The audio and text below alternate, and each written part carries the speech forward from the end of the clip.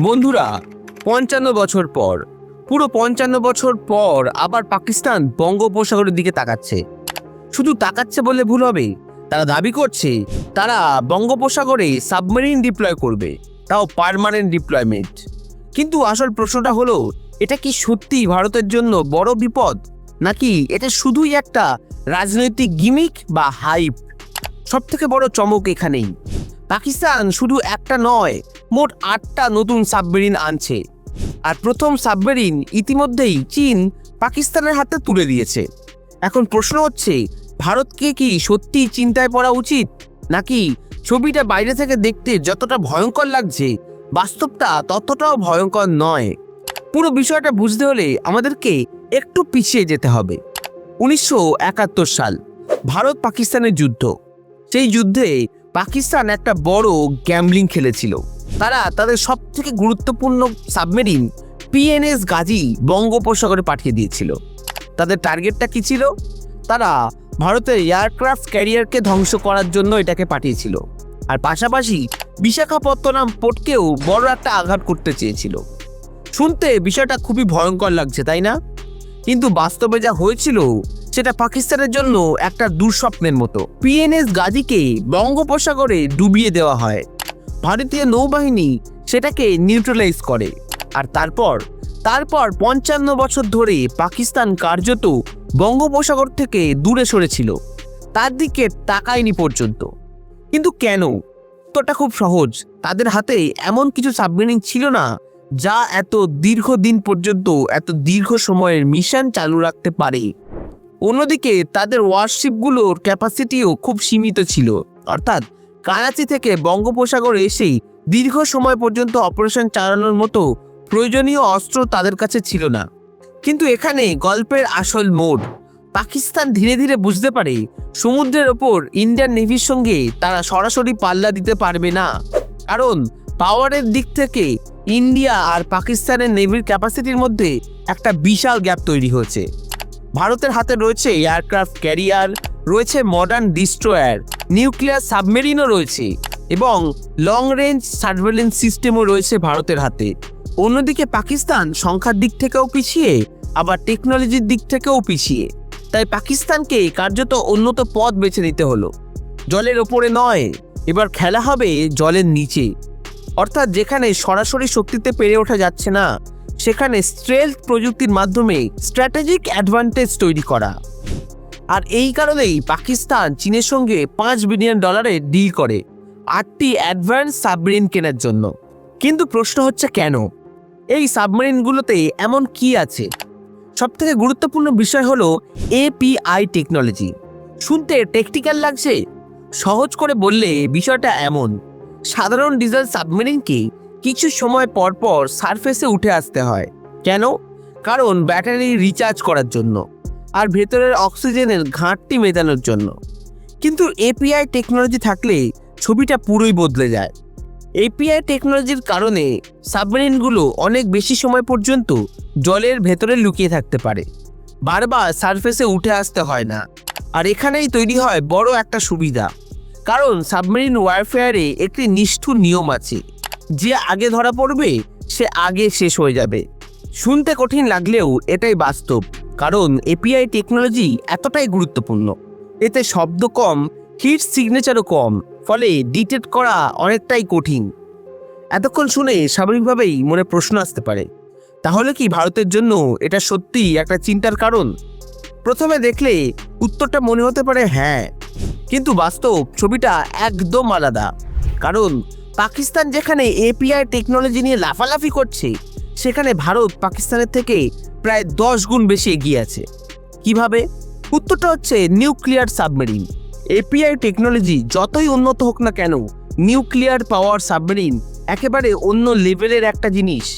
এই ধরনের সাবমেরিনকে বারবার সারফেসে উঠে আসতে হয় না, সপ্তাহ নয়, মাসের পর মাস এগুলো জলের নিচে থাকতে পারে।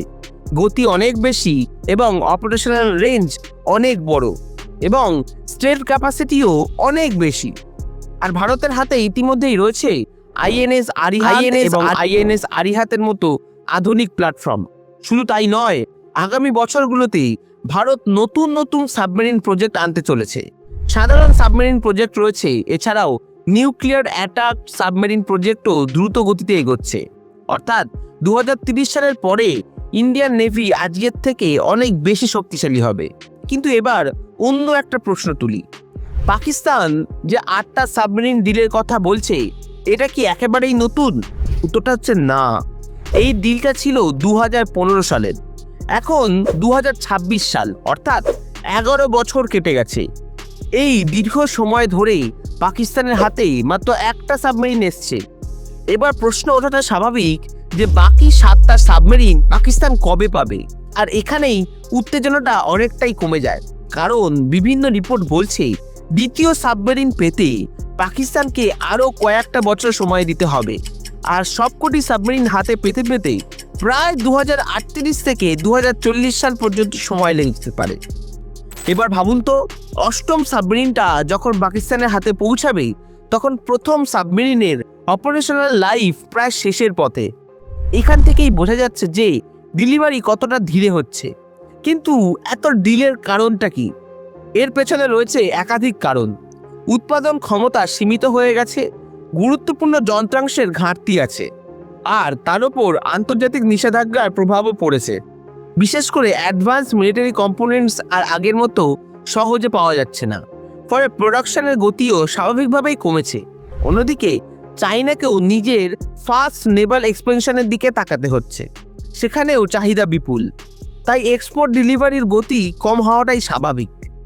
কিন্তু গল্পটা এখানেই শেষ নয়। এবার আসি আরও একটা আলোচিত দাবিতে। পাকিস্তান বলছে তারা বঙ্গোপসাগরে স্থায়ীভাবে সাবমেরিন মোতায়েন করবে। শুনতে শক্তিশালী লাগছে, বিষয়টা এতটাও সহজ নয়। প্রথম কারণটা হচ্ছে দূরত্ব। করাচি থেকে বঙ্গোপসাগর খুব একটা কাছের পথ নয়। সাবমেরিন তো আর বিমান নয় যে কয়েক ঘন্টার মধ্যেই পৌঁছে যাবে, সেখানে পৌঁছাতে সময় অনেক লাগবে। দ্বিতীয় কারণটা হচ্ছে রসদ এবং মেনটেনেন্স।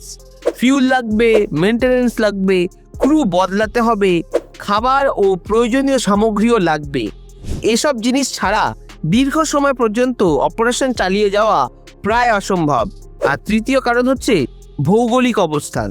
আর এখানেই ভারতের সবথেকে বড় অ্যাডভান্টেজ। একবার ম্যাপটা দেখুন। পশ্চিমে ভারতের দীর্ঘ কোস্টলাইন, পূর্ব ভারতের পূর্ব উপকূল, আর সামনে আন্দামান নিকোবর আইল্যান্ড অর্থাৎ বে অফ বেঙ্গল, এমন একটা অঞ্চল যেখানে ভারতের নজরদারির সুবিধা স্বাভাবিকভাবেই অনেকটা বেশি। সহজভাবে বললে এটা অনেকটা ভারতের নিজের উঠোনের মতো। এখানে অচেনা কোনো মুভমেন্ট দীর্ঘ সময় পর্যন্ত লুকিয়ে রাখা সহজ নয়। সেই কারণেই বহু ডিফেন্স বিশেষজ্ঞরা বলছেন পাকিস্তানের এই বক্তব্য সামরিক শক্তির চেয়ে অনেক বেশি মানসিক বার্তা। বার্তাটা কি? বার্তাটা খুব সহজ, আমরা ফিরে এসেছি। কিন্তু বাস্তব যুদ্ধ ক্ষমতা এখনো সেই লেভেলে পৌঁছায়নি। এবার একটা বড় প্রশ্ন তুলি, ভারতের আসল নৌ চ্যালেঞ্জ কি পাকিস্তান? উত্তরটা হচ্ছে না। ভারতের সামনে সব থেকে বড় চ্যালেঞ্জ হচ্ছে চীন। চীনের নেভির আকার, তাদের শিপ বিল্ডিং স্পিড আর সাবমেরিন ফ্লিট সবকিছু ভারতের জন্য দীর্ঘমেয়াদী চিন্তার কারণ। সেই তুলনায় পাকিস্তান এখনো দ্বিতীয় শ্রেণীর চ্যালেঞ্জ, আর এটাই বাস্তব।